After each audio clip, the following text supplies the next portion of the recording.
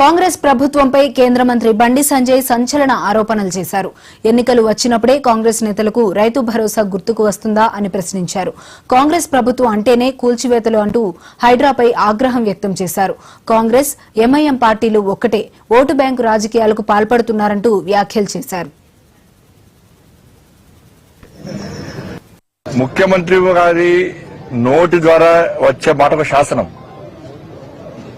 అది ముఖ్యమంత్రి నేను ముఖ్యమంత్రి అనుకుంటే, ప్రస్తుతం రాష్ట్ర ముఖ్యమంత్రిని తెలంగాణ ప్రజలు ముఖ్యమంత్రిగా భావిస్తే, కానీ రాష్ట్ర ముఖ్యమంత్రి గారు ఇప్పటికీ అంతకుముందు సేమ్ బీఆర్ఎస్ పార్టీ అది ఏం దేనిలో తేడా లేదు.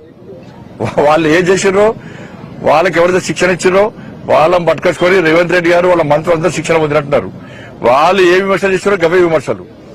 వాళ్ళు ఎప్పుడు అప్పుడు గూడు పుటాన్ని చేసిరో వీళ్ళు ఇప్పుడు గదే చేస్తున్నారు.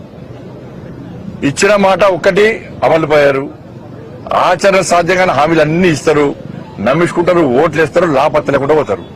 ఇలా సాక్షాత్తు రాష్ట్ర ముఖ్యమంత్రి గారే మున్సిపల్ ఎన్నికల తర్వాత మీ అకౌంట్ లో పైసలు పడితే 9,000 కోట్ల రూపాయలు రెడీ ఉన్నాయి అన్నాడు. ఇలా ఆల్రెడీ పంటలు వేసుకున్నారు, ప్రజలు ఎదురు చూస్తున్నారు. ఎవి నీ పైసలు? ఈ పైసలు ఎవి ఎప్పుడు వేస్తారు? ఇప్పుడు ఏరియా రైతుల కష్టాలు, రైతులకు అవసరం పడాలి, రైతుల అవసరానికి సహాయం చేయాలని చెప్పి రాష్ట్ర ముఖ్యమంత్రి గారికి ఉండదు. వాళ్ళ ఆలోచనల్లో ఎన్నికల సమయంలో వేయాలి, ఓట్లు తీసుకోవాలి. ఎన్నికల సమయంలో రైతు భరోసా వేయాలి, లేకుంటే టీచర్లకు డిఏ ఒకటి ఇవ్వాలి, ఏదో ఒక హామీ ఇచ్చినట్టు ఇవ్వాలి, ఓట్లు వేసుకోవాలి. ఓట్లు అయిపోయినాక మళ్ళీ ఇక లాపత్తలు కూడా మళ్ళీ ఏరియా. ఇప్పుడు సర్పంచ్ అయిపోయినాయి, మున్సిపల్ ఎలక్షన్స్ అయిపోయినాయి, ఇప్పుడు జెడ్పీటీసీ ఎంపీటీసీ ఎన్నికలు ఉన్నాయి. ఈ ఒక జెడ్పీటీసీ ఎంపీటీసీ ఎన్నికలు వేస్తారంటే నాకు తెలిసి ఇస్తారా వచ్చి ఇస్తారో అది కూడా ఇది ఒకటే వాతాలు పెడతారు ప్రజలు, దాని ఏం అనుమానం లేదు కదా. మరి ఇప్పుడు జెడ్పీటీసీ ఎంపీటీసీ ఎన్నికలు పెట్టే ఆలోచన ప్రభుత్వం లేదు కాబట్టి ఇప్పుడు ఏడిగా ఇప్పుడు వేస్తానా మాట విషయం వేస్తారా కావచ్చు.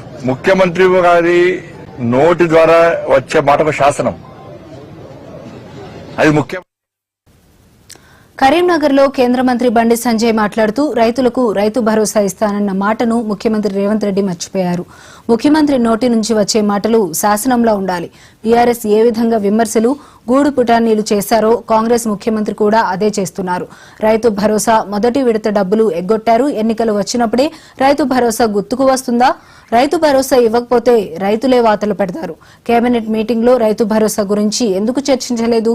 3 విడతలు కలిపి 27,000 కోట్లు ఇవ్వాల్సిందే. అలాగే ఖమ్మంలో కూల్చివేతల ఘటనపై స్పందిస్తూ కాంగ్రెస్ ప్రభుత్వం అంటేనే కూల్చివేతలు, కూల్చడానికి గల కారణాలు ఏంటి? మంత్రులు, ఎమ్మెల్యేలందరూ కలిసి ఆ స్థలాన్ని ఆక్రమించుకోవాలని చూస్తున్నారని బండి సంజయ్ అన్నారు. జిహెచ్ఎంసీ ఎన్నికలో కాంగ్రెస్ పార్టీ ప్రభుత్వం సర్వే ఎంచుకున్నది. కాంగ్రెస్ అంటే మేమేం కలిపే వాళ్ళు 100% ఎంఐఎం కాంగ్రెస్ పార్టీ కలిసి వస్తున్నారు కాబట్టి ఎట్టి బస్సులో 3 కార్పొరేషన్లో భారతీయ జనతా పార్టీకి అనుకూలమైన వాతావరణం ఏర్పడ్డదాలని ఒక సర్వే సంస్థ సర్వే చేస్తే 80% ముస్లిం మహిళలు మేము బీజేపీకి ఇస్తామని చెప్పారు. 80% ముస్లిం మహిళలు. ఇవన్నీ చూసినాకనే అంత పొలిటికల్ గేమ్ వీళ్ళది. కాంగ్రెస్ తిట్టడం ఎంఐఎం పార్టీ ఏదంటే కాంగ్రెస్ కు మాకు ఏం సంబంధం లేదు అని చెప్పి చెప్పించుకునే ప్రయత్నం, ఇద్దరు కలిసి మాట్లాడుకునే ప్రయత్నం.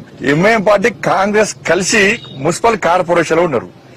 ఈ 5 రోజులు ఏం జరిగిందే మీకు?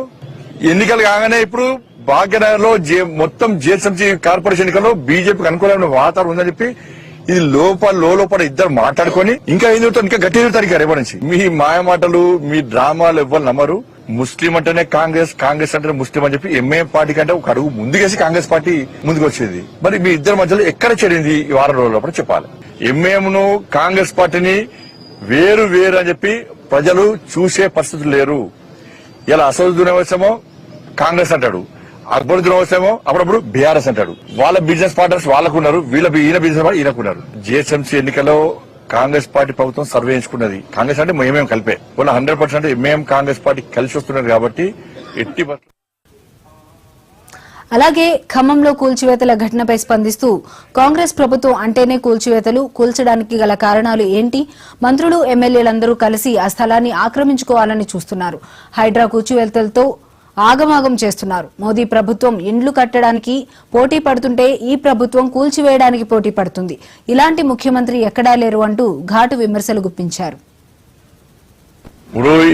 ఈ రాష్ట్ర ప్రభుత్వం వచ్చంగా ఒక్కళ్ళు కట్టించిందా? సొంతగా అన్ని కూల్చివేతలే, మొదటి నుంచి ఇప్పటివరకు కూడా కూల్చివేతలే.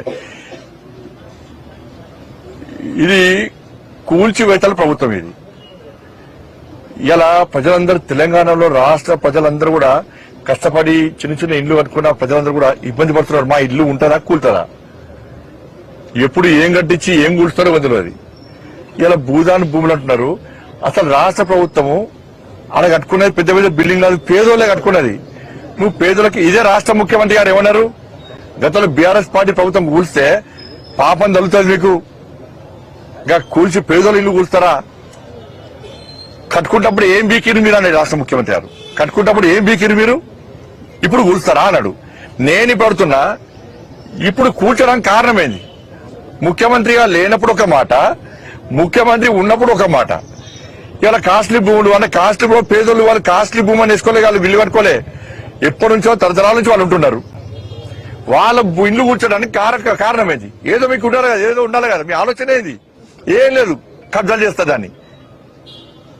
అలా మంత్రులు ఎమ్మెల్యేలు కలిసి మొత్తం రాష్ట్ర ప్రభుత్వం అంత మంత్రులు అందరూ కలిసి దాన్ని ఆక్రమించుకొని కమర్షియల్ కాంప్లెక్స్ ల పేరుతోని ఏదో పేరుతోని అయితే కమిషన్ తో కూడా నేను వీళ్ళే కాంప్లెక్స్ కట్టుకుంటా, దానికే వేరే ఏం లేదు.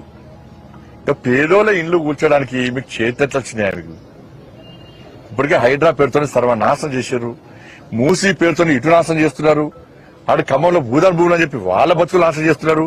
పేదోళ్ళు ఇల్లు కట్టుకోవద్దా, పేదోళ్లకు సొంత ఇల్లు ఉండద్దా? మేము నరేంద్ర మోడీ ప్రభుత్వం ఇల్లు కట్టడానికి పోటీ పడుతుంటే కాంగ్రెస్ పార్టీ ప్రభుత్వం ఇల్లు కూర్చోడానికి పోటీ పడుతున్నది. ఇట్లా కూల్చుడు పడితే మీ ప్రభుత్వం కూల్చారు రాసి పెట్టుకోండి, పేదలు రాసుకోండి, మీ ప్రభుత్వం కూల్చారు రాసి పెట్టుకోండి. ఇప్పుడు